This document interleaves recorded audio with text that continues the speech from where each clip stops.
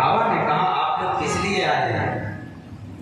देवताओं ने कहा बाबा दक्ष का यज्ञ अधूरा पड़ा है, आप चल करके उस यज्ञ को पूर्ण करिए। भगवान शिव ने कहा दक्ष ने मेरा अपमान किया, उसी अपमान का ये फल है।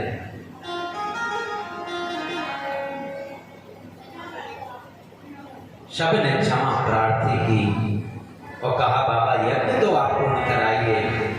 तब शंकर जहां पर यज्ञ हो रहा था वहां पर आए। प्रेम से बोलो और जोर से बोलो।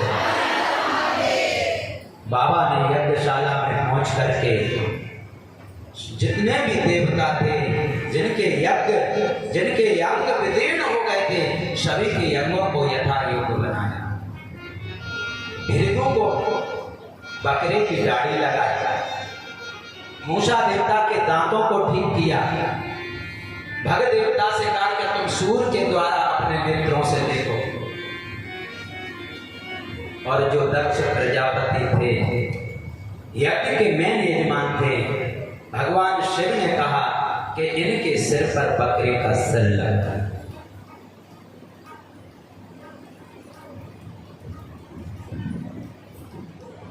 अगर कोई व्यक्ति ज्यादा बोलता है तो उसकी वाणी सिद्ध नहीं हो सकती। जीवन में ये प्रयास करो कि हमें कम से कम बोलें। ये भी एक भजन है, कम बोलने की आदत डालें। बकरे का सिर इसलिए लगाया कि दक्ष प्रजापति बहुत कहता था मैं, इसलिए उसको बकरे का ही मुख लगा। शिव की कृपा से, भोलेनाथ की दया से दक्ष प्रजापति का यज्ञ संपन्न हुआ। दक्ष प्रजापति ने शिव के चरणों में प्रणाम किया और कहा बाबा त्रिलोकी के नाथ तो केवल आप हैं, मेरे से बड़ी भूल हुई, मैंने अपने को श्रेष्ठ माना बाबा, उस गलती का परिणाम मुझे मिल गया। भगवान शिव ने दक्ष को माफ कर दिया। सती की जो देह थी उसको लेकर के बाबा चले, जहां जहां सती के अंग गिरे वहीं पर जाकर के देवियों की शक्ति पीठों का निर्माण हो गया, जो आज भी वहां पर हम लोग जाते हैं और हमारी मनोकामना पूर्ण हो। आपने नैना देवी सुना होगा, वहां सती के नैन गिरे इसलिए वहां पर नैना देवी है। जहां पर जलती हुई देवी गिरी वहां पर ज्वाला देवी प्रकट हुई। आज भी कलयुग में मां सबकी सुनती है और सब पर कृपा करती है और सबकी झोली है।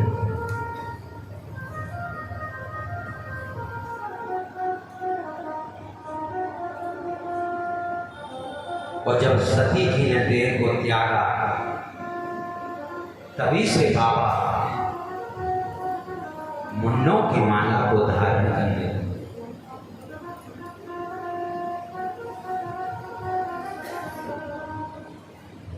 नारम ज्ञानम ददाति नारदा, जो ज्ञान देता है उसका नाम नारद है। एक बार मुंडों की माला का लीला नारद जी के द्वारा हुई। जब पार्वती मैया के साथ बाबा का विवाह हो गया था, बड़े प्रेम से रह रहे, तो नारद जी कुछ ना कुछ सोचते रहते हैं। नारद जी ने सोचा ब्रह्मा जी और ब्राह्मणी के साथ में तो मैंने झगड़ा करा दिया, विष्णु और लक्ष्मी में भी करा दिया, लेकिन कभी झगड़ा पार्वती और शिव में नहीं। तो नारद जी ने सोचा चलो आज चलते हैं, होगा सो देखा जाएगा। आज बाबा के घर में भी झगड़ा करते हैं। और नारद जी आए, बाबा तपस्या में बैठे, घर में माता जी अकेली थी। नारद जी को जैसे ही आता देखा, माता पार्वती जी ने आसन बैठाई बिछाई, लड्डू रख दिए, पानी रख दिए। वो कहा नारद बहुत दिन में आए हो, कहाँ रहते हो, दिखाई भी नहीं देते हो। नारद जी बोले मैया क्या बताएं, स्वर नर मुनि जन की यह रीति और स्वार्थ लाग करे सब प्रीति। मैया ये दुनिया बड़ी स्वार्थी है। अगर कोई व्यक्ति के साथ में बैठता है तो जब ही बैठेगा जब उससे कुछ फायदा होगा। अगर कोई किसी को फोन लगाएगा तो तभी लगाएगा जब उसको कुछ फायदा। इसलिए मां मैंने दुनिया में आना जाना बिल्कुल बंद कर रखा है। मैं कहीं नहीं जाता, बैठ करके भगवान का भजन करते।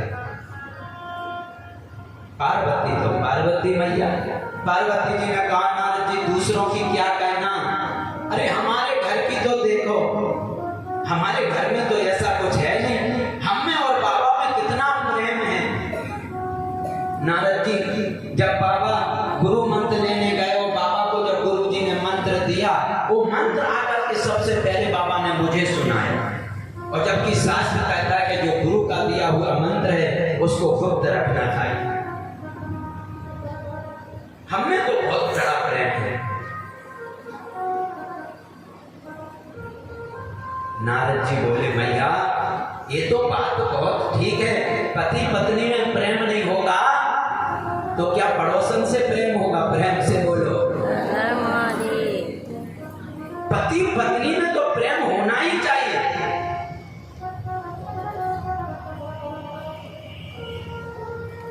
मैं आपके प्रेम को प्रणाम करता हूं। लेकिन नारद जी बोले मैया एक बात बताओ, आपका शिव के साथ में इतना प्रेम है तो जो भगवान शिव ने मुंडों की माला पहन रखी, इसमें किसके मुंड लगे ये तो आपको बताया होगा बाबा। अब तो मैया ने कहा नारद जी प्रेम तो बहुत करते हैं पर उस मुंडों की माला में किसके मुंड हैं वो आज तक नहीं पता। नारद जी बोले मैया लोग कर लो विचार। अरे जिस माला को 24 घंटे पहनते हैं, जिस माँ के साथ में 24 घंटे रहते हैं, अपनी अर्धांगिनी को अपनी पत्नी को नहीं बताया कि इस मुंडों की माला में किसके मुंड हैं। आप ही विचार करना मैया आपसे बाबा कितना प्रेम करते हैं। और जब नारद जी गुफा में गए तो शंकर जी बैठ करके पहाड़ पे भजन कर रहे थे, क्योंकि वहां पर कोई मकान तो था नहीं, कोई गेट नहीं थे। पार्वती मैया अकेली रहती थी तो बाबा भजन भी करते थे और मैया को भी देखते थे कि कोई गुफा में जा तो नहीं, कोई हिंसक जीव तो नहीं चला गया। तो जब नारद जी गुफा के अंदर गए तो बाबा भजन करते सोचने लगे कि आज तो घर में नारद जी गए हैं तो कोई ना कोई लीला करके अवश्य आए। मैया को क्रोध आ गया। नारद जी वहां से निकल करके गए, भोलेनाथ बैठ करके भगवान का भजन कर रहे थे। नारद जी ने कहा बाबा प्रणाम करते हैं। शंकर जी ने कहा बेटा खुश रहो। पर नारद जी बोले बाबा आप थोड़ा घर जल्दी जाना। शंकर जी बोले वो तो हम पहले तुमसे पहले जानते हैं, जहां आपके चरण पड़ गए, जहां आप पहुंच गए। मैया ने याद किया है, बाबा बोले अवश्य किया होगा। नारद जी चले गए। मैया ने अपने सुंदर वस्त्रों को त्याग दिया, मलिन वस्त्र पहन करके कोप भवन में चले। बाबा को दुनियादारी से क्या लेना। शंकर जी जब आए मैया को देखा, आवाज लगाई, अरे गणेश की मम्मी, ऐसे ही आवाज लगा देना, प्रेम से बोलो अरे कार्तिकी की मां कहाँ हो? कोई आवाज नहीं। शंकर जी बोले हम तपस्या करके आए, कम से कम पानी तो दे दो भगवान। अंदर से आवाज आई, बोले आज कोई पानी आने नहीं मिले। शंकर जी समझ गए कि मैया का पारा आज आसमान छू। बाबा गए, मनाने लगे। क्या बात है? पार्वती मैया ने कहा, आप बहुत कपटी हैं,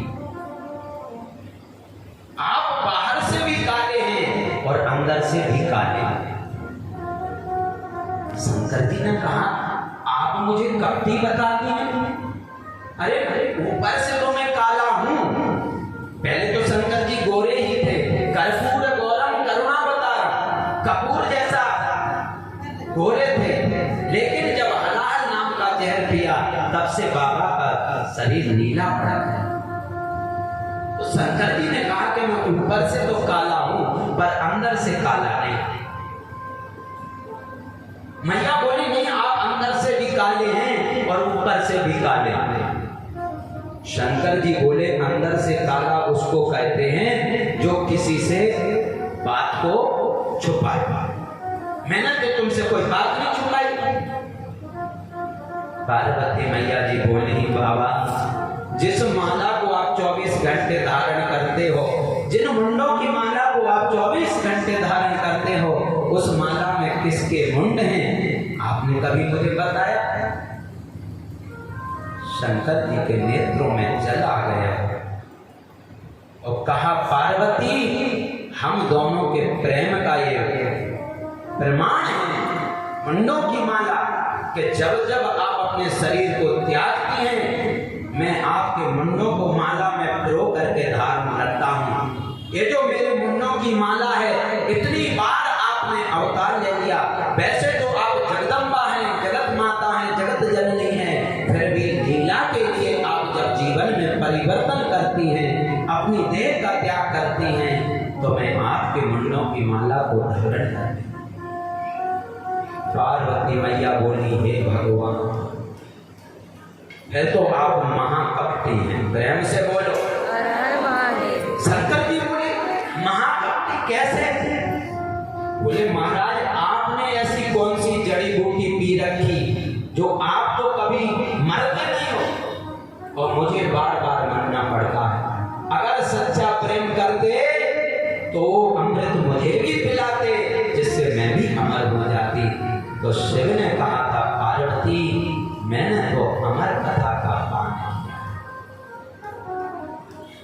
ये अमर कथा ही भगवान की कथा है, अमर कथा ही शिव पुराण की कथा है। ये स्वर्ग का अमृत जो पीते हैं वो गिर जाते हैं, और जो भागवत, जो शिव पुराण की कथा का अमृत पान करते हैं, वो सीधे सीधे सदा सदा तर जाते हैं, फिर उनका जन्म नहीं होता। स्वर्ग के अमृत को पीने के बाद भी हमें गिरना पड़ता है, स्वर्ग का अमृत पीने के बाद भी हमारा पतन है, लेकिन कथामृत पान करने से हमारा जीवन संभल जाता। तब मैया ने कहा था और पार्वती को बाबा ने अमर कथा सुनाई। बाबा कैलाश पर चले गए, सभी देवता अपने अपने स्थान के लिए चले।